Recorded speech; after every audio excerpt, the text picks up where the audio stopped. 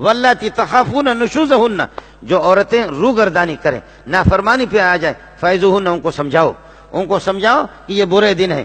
جب آپ ان کو کہو کہ اس طرح نہ کرو، آپ کو طلاق دوں گا، فوراً یہ نہ کہے کہ میں نے آپ کو طلاق دے دیا پھر تو چھٹی ہوگی. اس طرح نہ کرو، پہلے اس کو سمجھائے پیار محبت سے، فعظوہن. اور اگر نہ سمجھے، وہجروہن فی المضاجع، کچھ دن بستر الگ رکھے، شوہر الگ سو جائے، بیوی الگ سو جائے، دونوں انسان ہیں. کب تک تالی بجاتے رہیں گے؟ کب تک طبلہ بجائیں گے؟ وہ طبلے گانے سننے پہ گزارا نہیں ہوگا، وہ گانے سننے پہ شاید گزارا نہیں ہوگا، شاید وہ موبائل سننے پر، وہ گانا سننے پر گزارا نہ ہوگا، شوہر کا بھی گزارا نہیں ہوگا اگر اس کی طرف سے زیادتی ہے.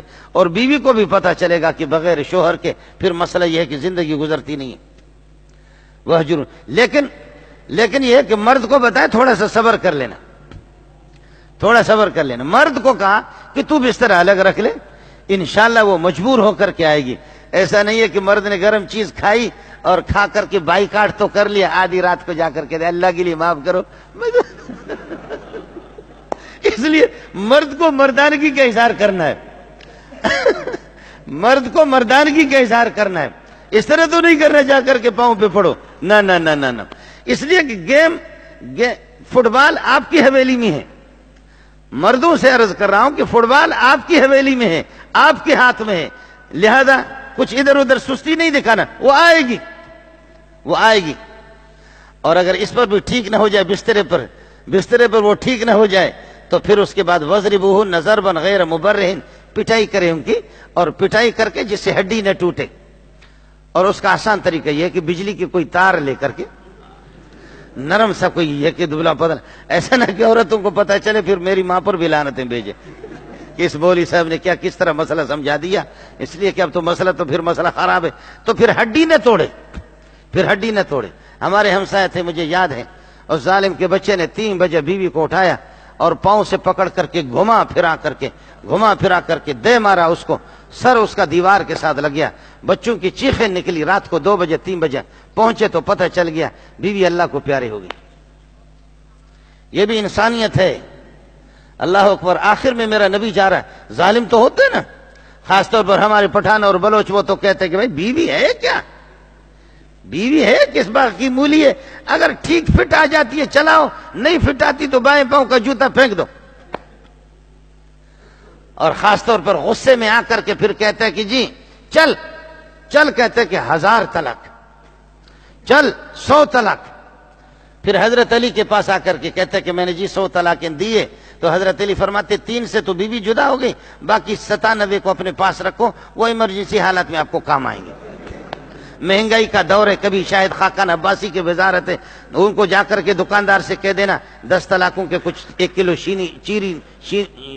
چینی دے دو، اور جا کر کے سبزی والے سے کہہ دینا کہ میں نے 100 طلاقوں میں سے باقی 97 میرے جیب میں، ان میں سے اتنا فلانا سامان دے دو. تو حضرت علی پہ قربان جاؤں، وہ بھی خوش مزاج تھے، بڑے مذاقی تھے، کہنے لگے 3 سے تو تیری بیوی جدا ہو گئی، باقی 97 اپنے پاس رکھو، آپ کو مشکلات میں کام آ جائیں گے، ایمرجنسی حالات میں آپ کو کام آ جائیں گے. یہ حال ہے.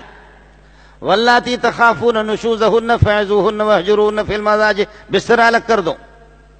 فإن أطعنكم فلا تبغوا علیہن سبیلا، اگر وہ بات مانتی ہے تب چون پوں نہ کرو، اب بہانہ تلاش نہ کرو ان پر. بات انہوں نے مان لی، آپ نے نصیحت کر لی، معمولی پٹائی اس کو، اور اگر میرے بھائی ٹھیک نہ ہو جائے پھر اب دھمکی دے دو کہ طلاق دوں گا، طلاق نہیں پڑے گی. اور اگر ٹھیک نہ ہو جائے، یہ 5-6 مراحل سے گزر کر کے اب بھی ٹھیک نہیں ہوگی، بچے بھی ہے، وہ بھی سمجھتی ہے کہ یہاں سے جاؤں، بچوں کو کیا کروں گی، لیکن پھر بھی ضد میں آ گئی ہے، اڑی ہوئی ہے.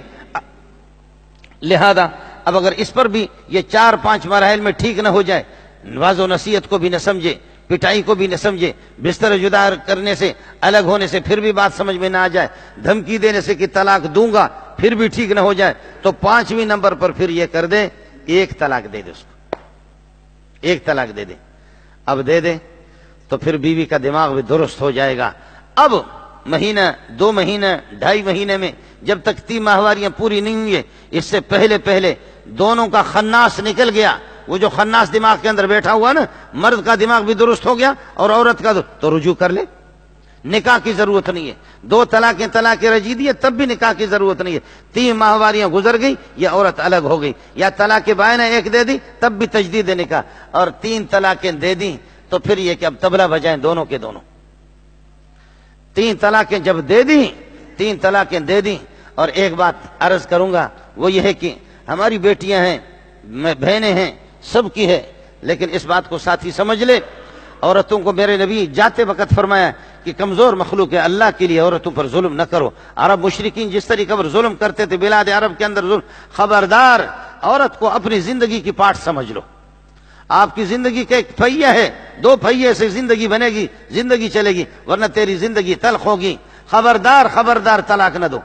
ہاں عذر شرعی اگر نافرمانی کرے تو پھر 1 طلاق دے دے, لیکن معمولی بات پر اس نے صابن نہیں رکھا ہاتھ دھونے کے لیے کہ جہاں پر یہ کہ نلکے سے ہاتھ دھوتے ہیں, یا صابن اس نے نہیں رکھا.